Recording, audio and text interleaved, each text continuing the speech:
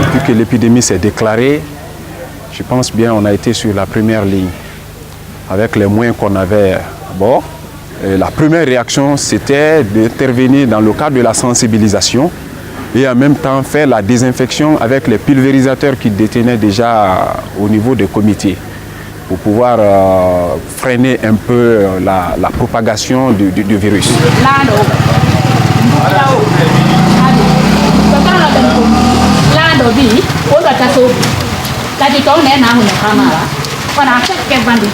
La Croix-Rouge guinéenne a fait appel à ses partenaires que sont la Fédération internationale des sociétés de la Croix-Rouge et du Croissant-Rouge, ainsi que les sociétés nationales sœurs, ce qu'on appelle les PNS, afin de venir l'aider à faire face, parce que c'était une situation qui était inédite. La Croix-Rouge est engagée à la fois dans les activités de sensibilisation, d'information, de communication, dans les activités de suivi des cas qui ont eu à contacter des personnes ayant été malades, qu'on appelle les cas contacts.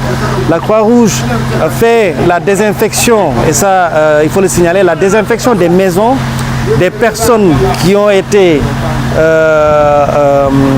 infectées, ou la désinfection des maisons des personnes décédées d'Ebola.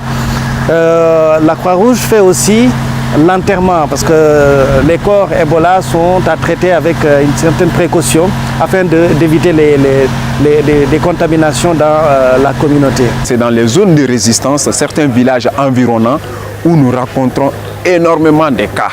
Parce que cette communauté, jusqu'à présent, ils n'ont pas compris, parce que certains n'ont pas accès à la radio, ils n'ont pas accès à la télévision, et le téléphone même non plus.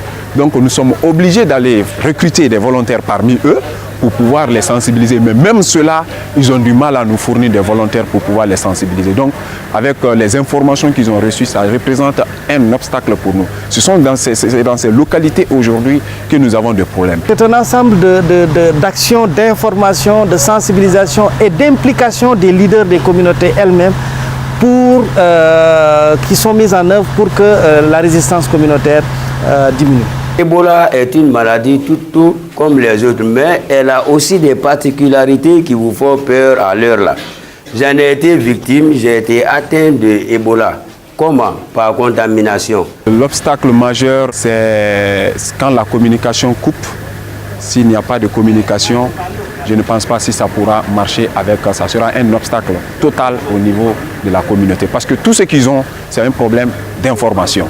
Ce n'est pas l'habillement qu'il faut voir.